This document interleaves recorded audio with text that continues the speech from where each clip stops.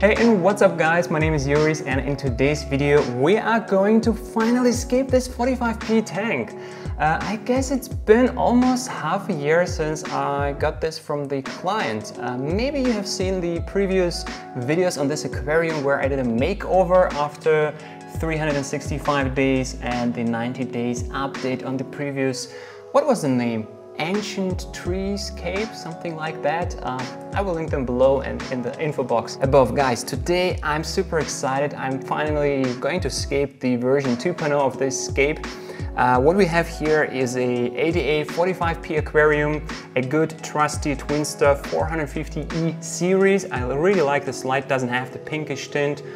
Really nice RGB light, as you can see on the top rim here, the reflection. Absolutely cool, makes your fish and plants shine in RGB colors. Guys, inside we have right now a ton of mini landscape rock. Would be cool to find out what is your best guess, how many kilograms of mini landscape rock we have in here we are going to use in this aquarium, so you see the final result. Because this is a dojo, this is filled with just cosmetic sand. I did it outside as a practice. It turned out pretty nice, I liked it, and now I'm going to rebuild it. Basically take everything out, empty the whole thing and put in some good soil for the plants, for the nutrients, and then rebuild the entire thing so you get to see the process. And then we're going to plant it. And if you are a regular watcher of my channel, if you follow me, you know I maintain the 20 centimeter cube and I harvested Monte Carlo from that. There we have it. Here is some good and juicy Monte Carlo inside, and this I'm going to use for a lazy dry start. Ladies and gentlemen, if you don't know what a lazy dry start is, this is a dry start. Of course, what else? And it is lazy, and why it is lazy you will find out in the video, so let's get started. Boom! So, there we have it, absolutely clean. I wish it was like that. So, what do we do next? We need some soil to fill in like the initial amount and then start puzzling again and building the scape. For the soil, for the substrate, let me see what I have here. I have some Tropica Soil in here, and yeah, you see this thing is here. They are reusable zip ties.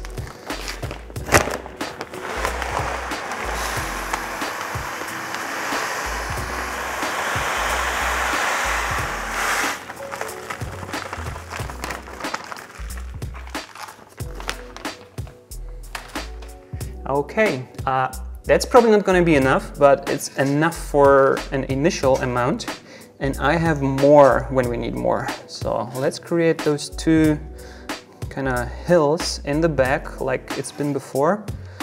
It's so nice to see this fresh soil, especially when it has this dark brown wet color. Then you know it's been stored properly.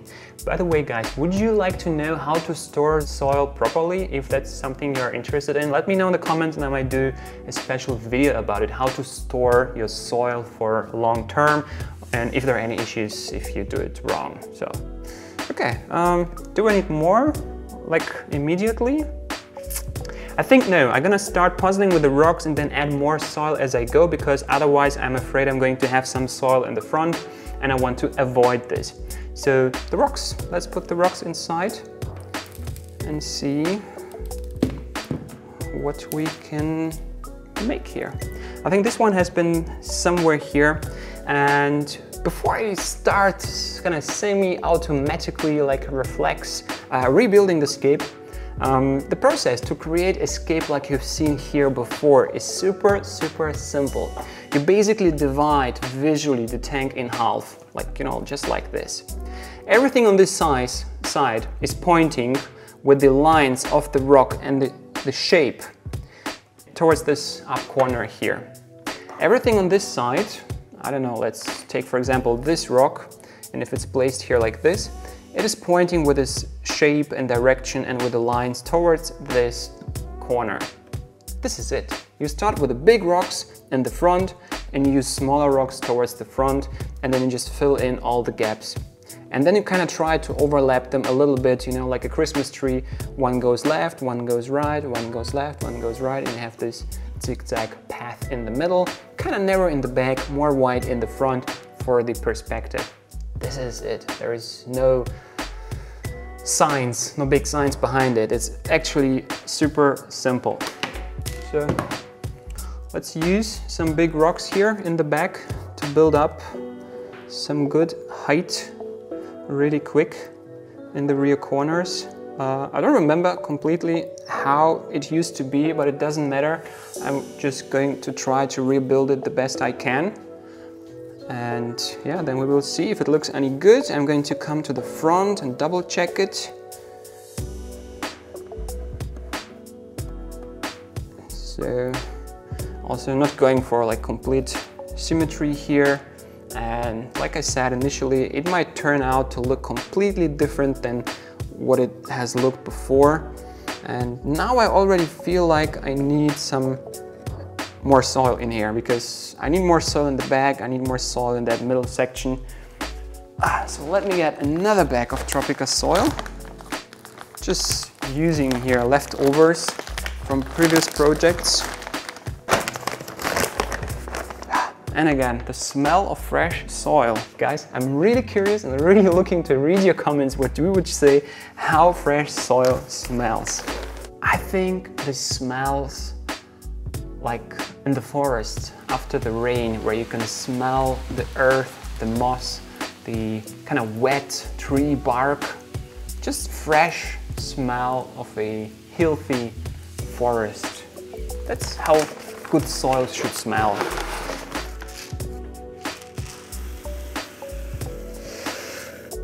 One day I'm going to release a perfume that's called Eau de Soil. The new fragrance.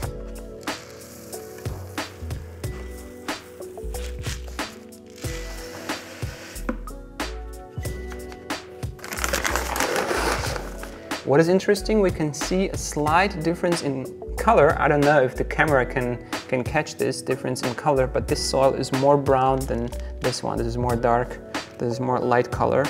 This can be the case because this bag has been open for a longer period, so it has dried out a little bit, but it's still moist, has some moisture.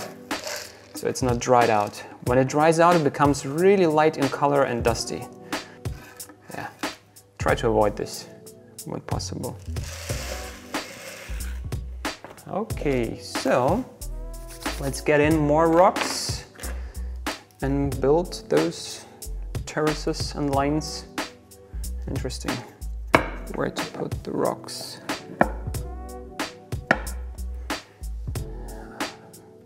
Like I said before, I completely do not remember which rocks have been where previously. So this is really kind of almost freestyle I do right now. I know approximately things where they have been before, but it's kind of impossible to repeat the exact same. So yeah, I just tried. It might not be perfect for now, but I will get closer, or I might even switch to the front of the aquarium later on to adjust the position of the rocks as I go. Where do we put this one? A pretty cool one. There's a little gap in here, building up more terraces. Okay.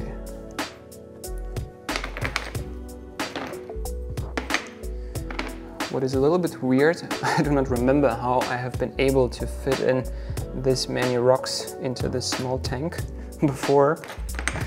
So it's gonna be fun trying to repeat this.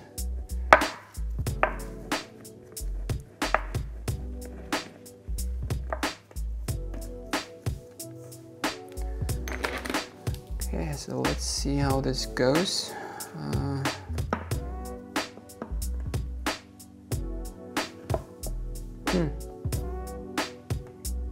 Maybe I should have had a look on a picture before I started this, but I really want to do it completely in this freestyle way.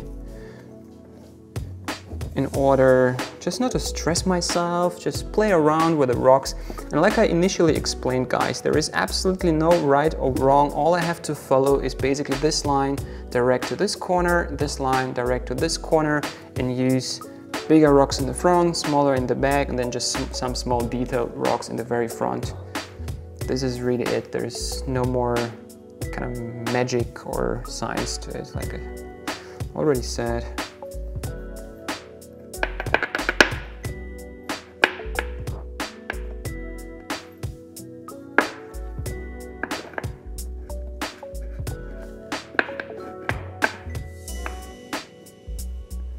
I feel like this line should point somewhere, but at the same time I want to use this very flat shape.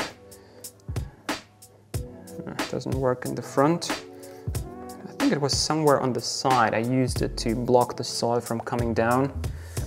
So yeah, maybe somewhere like this, just to build up height. Guys, stay with me. So guys, now majority of the stones are inside, and as I promised you, I'm going to swap sides, go to the front of the aquarium and see how, you know, I have to maybe adjust it. I have here some more smaller rocks remaining. I'm going to add them from the front, but before I do so, I want to fill up the soil in the bag a little bit more, because I see the gaps are pretty big between the rocks. Before they've been a lot smaller, and overall the slope in the bag has been a lot taller. So that is definitely something I want to achieve again, like really big slope in the bag. That looks always very impressive. I mean, you can achieve a lot of height in the scape with Monte Carlo as well. You can go Monte Carlo like 5 to 10 centimeters and easily fill in at those gaps, but I prefer to have the gaps filled in rather with substrate than with plants, and then to keep the plants very close to the ground, more tight and compact, and not like 5 centimeter thick like American pizza. I love pan pizza, don't get me wrong, but you know, very thin Italian, very thick, it's the American pizza. Okay, so filling in the gaps here with some more soil. Yeah, let's see if I can build up more height here in the back with the help of the stones. Yeah, I think that works, it's not bad. We got a little bit of height back now. Now let me get to the front. So guys, what I'm doing here, I'm brushing the foreground. I want to flatten it to have an even foreground. And I also want to have the soil in the foreground as flat as possible. And the thing is here, since we're going to do a dry start and we're going to do the lazy dry start, we don't have to blend anything into the substrate, guys. You know, if you want to achieve a super clean look, you can even use something like a, I don't know, like a ruler or a triangular. You know, I have here a little piece of this cardboard. You can go inside. I think I have somewhere a pro tip about it. I will link it in the description and in the info box. But you can use a piece of cardboard or a foam board or a ruler to press your substrate to a perfect horizontal line. This way it looks extra accurate. And because we do the dry start, we don't plant things inside, it's a lazy dry start, but then just to sprinkle the plants on top. So it can be really thin in the front. This way it looks more deeper towards the back. So now let me get to the front again. So final touches with the brush here to smooth out everything. And before the Monte Carlo goes in, I'm gonna use that foam board ruler one more time for perfectly horizontal foreground line.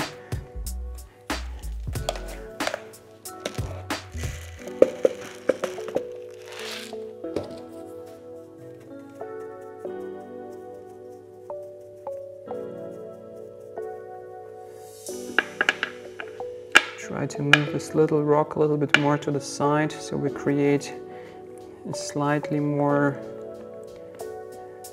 interesting shape towards the back here. So we're coming here with this cosmetic sand from the back to the front and going this way down. We might split up here in between these rocks maybe a little bit, or just go here down. I don't know yet. The thing with the cosmetic sand is you can do as much as you want in the early stage, but later on when the plants grow, when the shrimps start digging, things are going to change. And very often if you see winning work from, you know, like large contests, you can see their initial hardscape with the initial sand path and the final image. It never looks the same, because with water filled in, the whole perspective is changing, the whole layout is evolving and developing. So some aquascapers like George Sim, they even don't add the final details until the very end, because they say they're going to be overrun by plants anyway. But I know for a video purpose, you guys would like to know how I would add the sand path. So that is something we're going to do in that video. Okay, enough soil.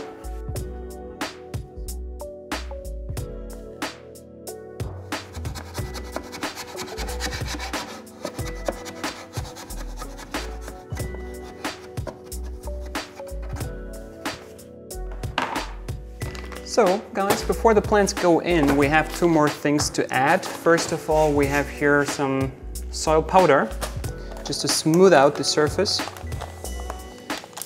I really like using powder type soil. The big benefit of using powder type soil is through the very fine structure, it is going to allow the plant roots to hold a lot better, because the gaps are much smaller. So let's add a thin layer of that powder soil on top of everything, just a tiny little bit, like just a few millimeters, you know, just give it a very small top layer. You don't have to add centimeters of it.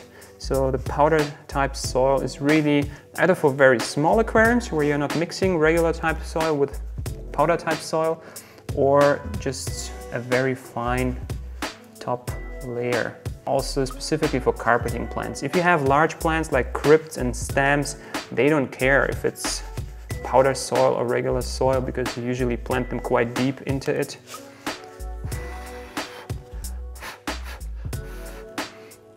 But for the smallest plants, it does make a little bit of a difference. Because of the powder, you see the whole perspective has changed. The rocks, they look more dominant now because the grain structure of the powder soil is a lot smaller. And if there is some soil on the rocks, I don't care about it. I can siphon it out once the tank is filled in with water. Yeah. Now to the cosmetic sand. I'm using for this some La Plata sand. So I think I want to come from that corner, from top here, with the cosmetic sand. Go like this, down here, divide, including this. I don't know if that could potentially go around this corner. That I think is a little bit more difficult, but definitely around this rock, and then maybe fill in to the front, become a little bit wider. So let's start in the back. I like starting in the back and also just see myself how the cosmetic sand is falling down the hill and is making its way down, guys. Look at this. I'm just pouring cosmetic soil in the back and I see the direction of it. If it was water, which way would it flow? Which way is it floating? You see it goes down here. Let's fill in more in this direction. It goes here, this route coming down here, and then it has to become a little bit wider in the front. I will make it more narrow towards the back, but I'm not too worried about it as of right now, and if it's too wide now in the front, also not worried about it. The reason for that is plants from the sides, from the soil sections, are going to grow into the cosmetic sand anyway, and it's going to be yeah, you will have to cut it free if you want to see the way I do it. Check out the maintenance video of the 20cm cube from the Nano Gallery series. There you see how this goes. So yeah, this might be a little bit too white, but I don't care. I'm gonna use again this sort of gigantic ruler to press down the soil and sand to create a perfect line in the front. I really like when it's perfectly horizontal line. There we have it. Now let's get to the details. So, as for the details, I have over here some small rocks. Those are quite big, but let me see if I can maybe use some of them in the foreground for some extra details, because I've been missing some smaller rocks before. Just really like to extend some of the lines and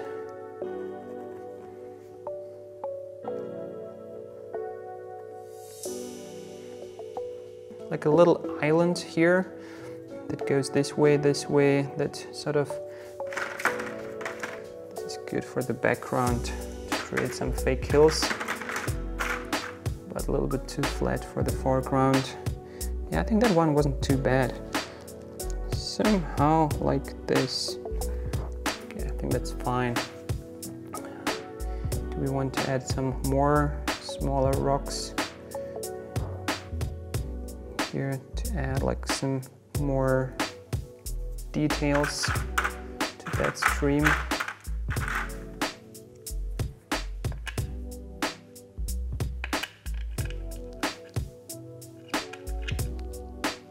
I don't know how that looks. I have to check it from the front, but you can use some of those flat rocks in combination.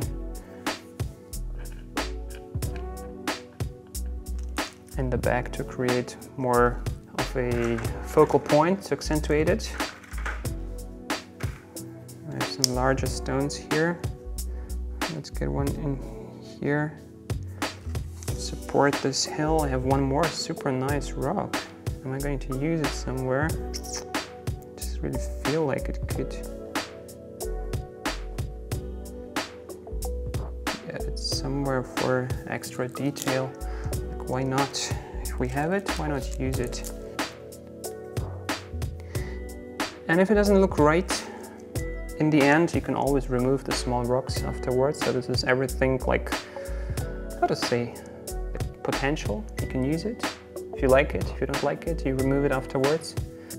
Yeah, I think that's it. Those are becoming too large for my purpose. And for the final details, I'm using really small grains, you can see here. So I'm starting to add this very small grain from the very back, just along the sand path, to sprinkle here and there, just to show you, how it starts to look more naturally. Now we have a graduation between the sand and the large rocks, and literally just a tiny little bit is enough.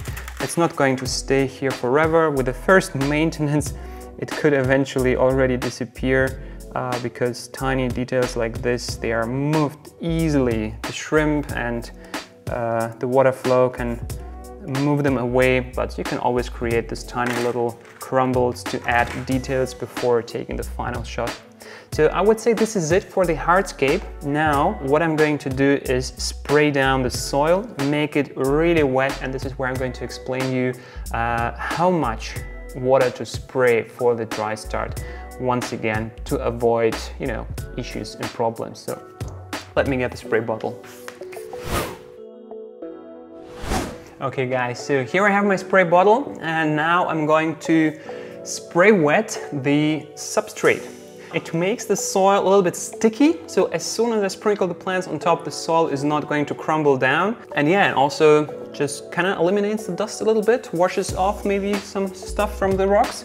So for, best is to have a spray bottle like this for this kind of work. So I'm using simple tap water. I don't care if it's hard or soft, because this is a dry start. It is a lazy dry start, and anyway, the soil is going to absorb a lot of minerals, specifically in the beginning. So let's spray.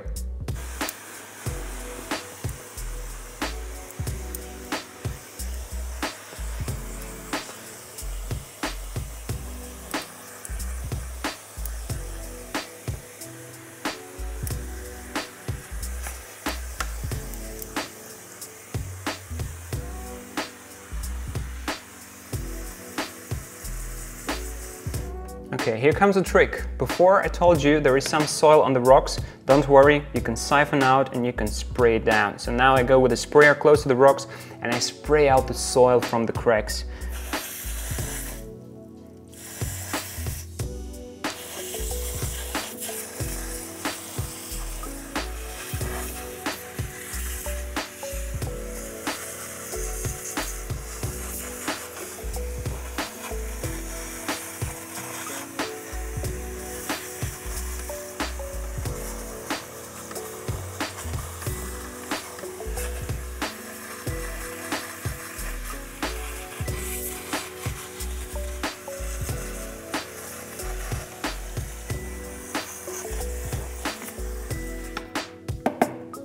This is enough for now. Let's clean the glass so you get to see every detail of the scape, and then I will ask you an important question, so stay with me. Okay guys, here comes the question. Now you see the finished hardscape. Next step, I will add the plants. But if you remember in the beginning, you will see now on the screen how the hardscape has looked before. So that was the before, and this is the after, sort of after taking everything out and rebuilding with rocks.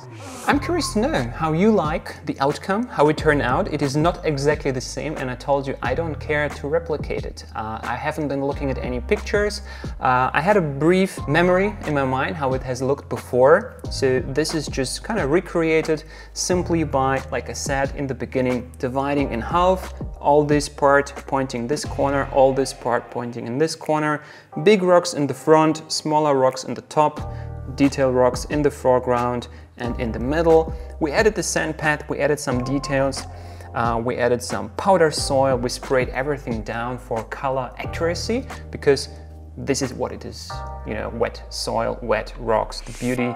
And before we had different type substrate, it looked a little bit different. So now you can vote which one you like more, the previous, the dojo version, or now the real, the soil version. For me, I've been in the front, I checked it, and I have to say I really like how it turned out. I think it's even better. For me, it looks more natural, the details just make more sense, so I'm absolutely happy how it turned out. And yeah, just curious to know if you see it the same way or different, just let me know in the comments section. Guys, now we move to the final part, which is planting, and for this I'm going to use Micranthemum Monte Carlo, which is a carpeting plant. Looks quite similar to Himianthus cuba, almost the same like the big brother or the big sister, I would say. Slightly larger leaf size, less demanding, roots well like hell, and can grow really tall before it starts floating up. So it's just perfect. By the way, up here in the corner you can see that's Monte Carlo, no CO2. Himianthus cuba without CO2, forget it. Yeah, and that Monte Carlo I got from a previous scape, the 20 centimeter cube. I harvested it, I saved it in a little plastic box with no water, just kept it wet for a few days, that's no problem. And yeah, I'm good to use it now. If you have Monte Carlo in one of your tanks, you can just trim it down, scoop out the trimmings and use those trimmings for a lazy dry start. That's the beauty of this method. So here I have the Monte Carlo, if I don't know if you can see it somewhere in camera. And it is really stringy because I pulled out those individual strings from the 20 centimeter cube. And as you can see me here, what I do now, I just take individual strings and I do, you know, the salt bay. You can also find on Instagram hashtag LDSMB, lazy dry start method bay, you know, like that Turkish guy who is adding salt on his steaks. It was super funny. So yeah, so what I do here, I just take the Monte Carlo, I spread those little runners around and I just sprinkle it everywhere on the soil. I don't want it to be on the rocks because I will then have to trim it back. So I try to put it evenly on top of the soil only. And I try not to make several layers because that's going to make it more difficult for the Monte Carlo to grow into the soil. So one thin layer is ideal. I know it's not always possible, so they can overlap a little bit, but just try to sprinkle it as even as possible. Add little pieces everywhere. If you add too much, they can start melt or rot because they don't get enough light or something. So a thin layer is really the best. You just, like here, just press it down a little bit. And come on, can you plant a tank this quick as I'm just adding the Monte Carlo here on top? I think it's impossible. Okay, maybe Chuck Norris can do it, but rest in peace. Is Chuck Norris dead? No? Okay, Logan, cut that out. I don't know if the generation of people watching this, if they still know or remember all the Chuck Norris jokes. For some time, they used to be really popular.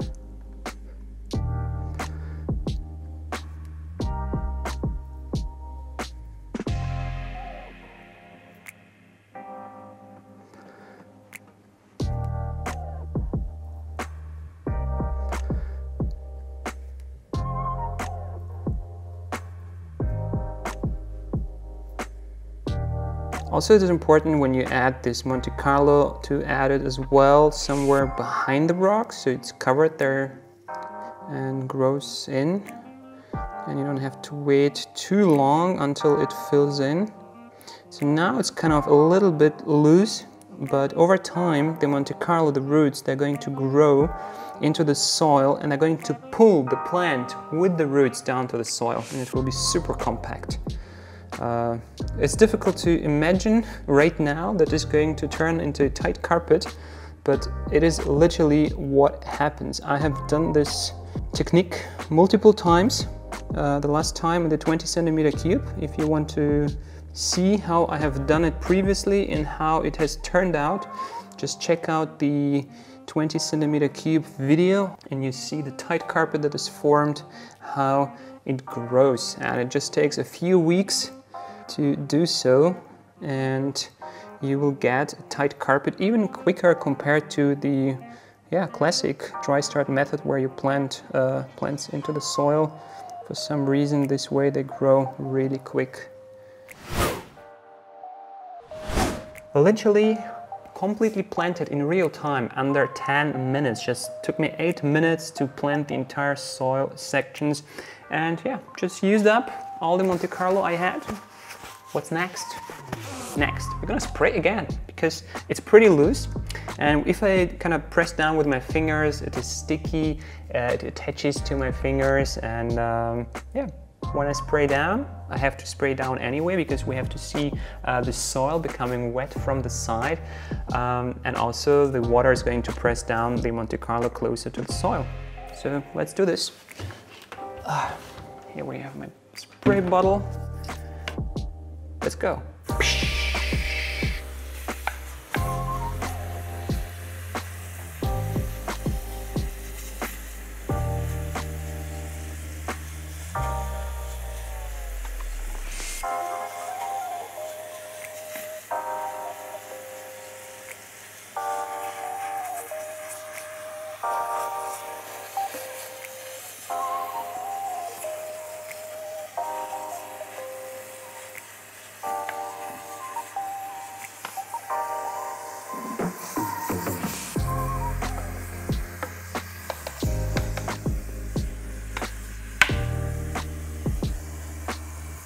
So guys, what is important when spraying down, especially because this scape is very, very tall in the back.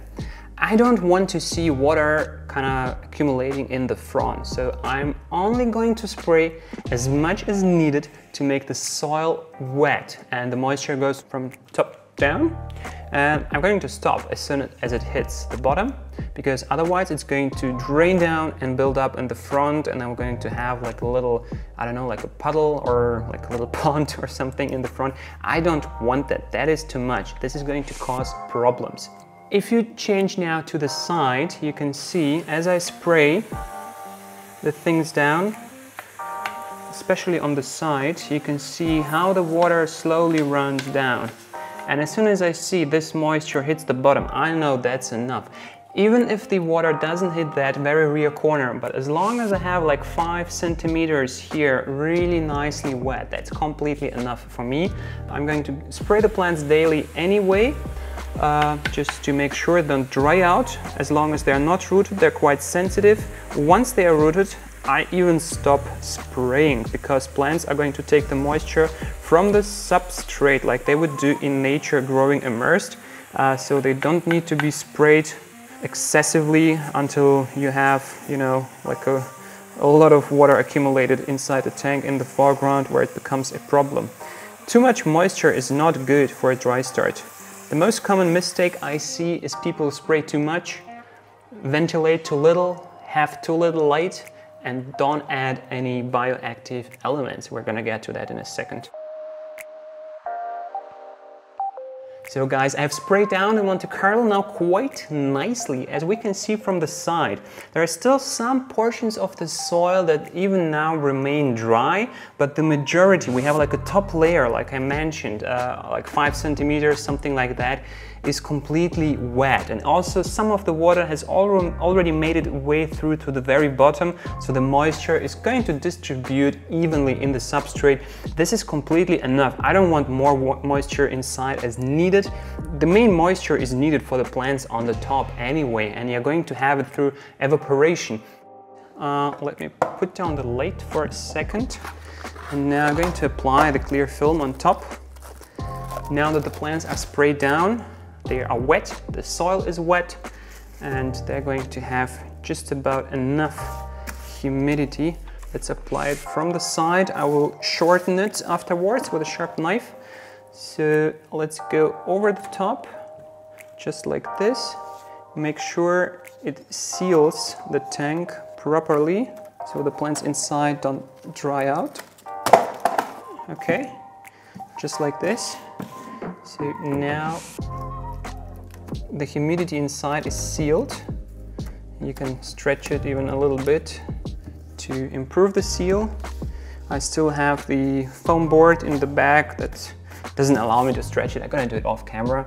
Now, if we put the light back on like this, now the tank is ready for the dry start. So it's been a lazy planting method of the Micranthemum Monte Carlo, and you have seen how much I have sprayed. And as I explained in the 20 centimeter cube video previously, you need to spray in the first days. You have to observe, like it depends how strong the light is, how strong the evaporation is. Maybe the upper sections will dry out quicker than the lower sections. So you have to spray a little bit, and to do so, I have here that tiny little spray bottle. I got it together with the Botanica Boutique terrarium. This is creating very fine mist, you see here. And for a tank of this size, I'm not going to spray more than, I don't know, 5 to 10 times per day. And this is very little amount of water that's coming inside from that bottle. And because it's sealed, the water doesn't really get out the moisture, where you will get close to 100% humidity inside. And all I want the Monte Carlo to stay wet on its surface. Final thing, the light. I'm going to run it here on a little remote. I have it here, interconnected. That tiny little remote, it's a total game changer. If you have a Twinstar light, if you have a AQUASCAPE, if you have a Chihiro's light, I don't know, all kind of lights that come with this, you know, this DC cable connector, you need this little thing. You're missing out if you don't have it. This is genius. You can program it on, off, so you don't need a big bulky timer, and you can program up to 8 different stops, different settings. Okay, the last one has to be 0%, but those in between you can customize, and you can have the light ramp up, ramp down. I will link a video, a complete review of this thing in the description below. Check that out, and also links where you can buy it. So yeah, guys, this is it. That kind of wraps up that little video. I'm going to give you an update in, I don't know, like 2 weeks, 4 weeks time, maybe from now, when I see the plants growing in and we see, you know, how it's developing. And yeah, guys, show me some support, hit the like button, smash it, roll your head over the keyboard, leave some love in the comment section below. I'm really curious to know all your opinions on all the different questions I ask you during the video. By the way, almost forgot it. We have to reveal the number of kilograms of rock.